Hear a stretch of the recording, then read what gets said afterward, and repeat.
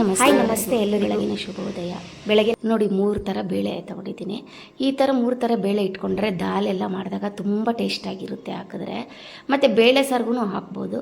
ನಾನಿವತ್ತು ದಾಲ್ ಮಾಡ್ತಾಯಿದ್ದೀನಿ. ಹೀರೆಕಾಯಿ ಹಾಕಿದ್ರೆ ದಾಲ್ಗೆ ತುಂಬಾ ಟೇಸ್ಟಾಗಿರುತ್ತೆ. ಇರಲಿಲ್ಲ ಹಾಗೆಯೇ ಟೊಮೊಟೊ ಈರುಳ್ಳಿ ಎಲ್ಲ ಹಾಕಿ ಮಾಡ್ತಾಯಿದ್ದೀನಿ. ಇದು ಚಪಾತಿಗೆ ಅನ್ನಕ್ಕೆ ಎಲ್ಲ ಹೊಂದ್ಕೊಳ್ಳುತ್ತೆ, ಚೆನ್ನಾಗಿರುತ್ತೆ. ಹಾಗೆ ಹುರುಳಿಕಾಯಿ ಪಲ್ಯ ಮಾಡಿ ತಿಂಡಿಗೆ ಚಪಾತಿ ಮಾಡ್ತಾಯಿದ್ದೀನಿ. ರೈಸು ಮಧ್ಯಾಹ್ನಕ್ಕೆ ಊಟಕ್ಕೆ ಮಾಡ್ಕೊಳ್ತಾ ಇದ್ದೀನಿ. ಇವತ್ತಿನ ಕೆಲಸ ಇಷ್ಟು ಮಾಡಿಬಿಟ್ರೆ ಇನ್ನು ನೈಟ್ವರೆಗೂ ಏನು ಕೆಲಸ ಇರಲ್ಲ, ನಮಗೆ ಏನು ಟೆನ್ಷನ್ ಇರಲ್ಲ. ಕೆಲಸದಿಂದ ಬಂದರೂ ಟೆನ್ಷನ್ ಇರಲ್ಲ, ಯಾಕಂದರೆ ದಾಲ್ ಇರುತ್ತೆ.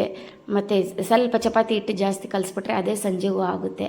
ಸ್ವಲ್ಪ ಅದ್ರ ಜೊತೆ ರೈಸ್ ಮಾಡ್ಕೊಂಬಿಟ್ರೆ ಇವತ್ತಿಂದು ಕೆಲಸ ಎಲ್ಲ ಆಗುತ್ತೆ. ಖುಷಿ. ಈ ಥರ ಬೆಳಗ್ಗೆನೇ ಎಲ್ಲ ಮುಗಿಸ್ಕೊಂಬಿಟ್ರೆ ಸಂಜೆಗೆ ಸ್ವಲ್ಪ ಕೆಲಸ ಏನು ಇರಲ್ವಲ್ಲ, ಖುಷಿ ಆಗುತ್ತೆ. ಸಂಜೆ ಬಂದರೆ ಆರಾಮಾಗಿ ರಿಲ್ಯಾಕ್ಸ್ ಆಗಿರ್ಬೋದು. ಹಾಗೆ ಇವತ್ತಿನ ಬೆಳಗ್ಗೆ ಇಷ್ಟು ಕೆಲಸ. ಮತ್ತು ಇವಾಗ ಎಲ್ಲ ಕಡೆ ಕರಗ ಜಾತ್ರೆ ಎಲ್ಲ ಇರೋದ್ರಿಂದ ಇಲ್ಲಿ ನಮ್ಮನೆ ಹತ್ರ ಒಂದು ದೇವಸ್ಥಾನ, ಸ್ವಲ್ಪ ಆ ಕಡೆ ಕರಗ ನಡೆದಿದೆ ರಾತ್ರಿ.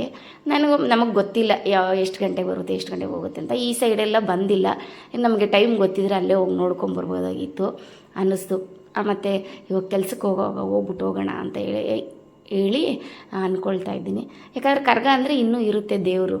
ಹಾಗಾಗಿ ಹೋಗ್ಬಿಟ್ಟು ಹೋಗೋಣ, ಕೆಲ್ಸಕ್ಕೆ ಹೋಗುವಾಗ ಹಾಗೆ ಒಂದು ದೇವಸ್ಥಾನಕ್ಕೆ ಒಂದು ವಿಸಿಟ್ ಆಗೋಣ ಅಂದ್ಕೊಳ್ತಾ ಇದ್ದೀನಿ. ಕೆಲಸ ಎಲ್ಲ ಆಲ್ಮೋಸ್ಟು ಮುಗೀತು. ದೇವಸ್ಥಾನ ಅಂತೂ ತುಂಬ ಚೆನ್ನಾಗಿದೆ, ಪ್ರಾರಂಗಣ ಎಲ್ಲ ಚೆನ್ನಾಗಿದೆ.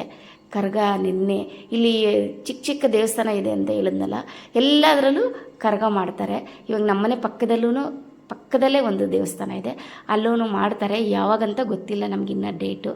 ಇಲ್ಲಿ ಮಾಡಿದಾಗ ನಾವು ಆಚರಣೆ ಮಾಡಬೇಕು. ಏನೇ ಒಂದು ಆ ದೀಪಗಳ ಆರತಿ ಆಗಲಿ ಪ್ರತಿಯೊಂದು. ಯಾಕಂದರೆ ನಮ್ಮನೆ ಹತ್ರ ಇರೋದು, ನಮ್ಮನೆ ಕ್ಷೇತ್ರಕ್ಕೆ ಗ್ರಾಮ ದೇವತೆ ಅಂತಾರಲ್ಲ ಆ ಥರ. ಇನ್ನು ಮುಂದೆ ನಾವು ಆ ದೇವತೆನೇ ಪೂಜೆ ಮಾಡಬೇಕು. ಹಾಗಾಗಿ ಗೊತ್ತಿಲ್ಲ ಇನ್ನೂ ಯಾವತ್ತು ಡೇಟ್ ಅಂತ. ಅದೇ ಆಚರಣೆ ಮಾಡಿದಾಗ ವಿಡಿಯೋ ಮಾಡ್ತೀನಿ, ನಿಮಗೂ ತೋರಿಸ್ತೀನಿ.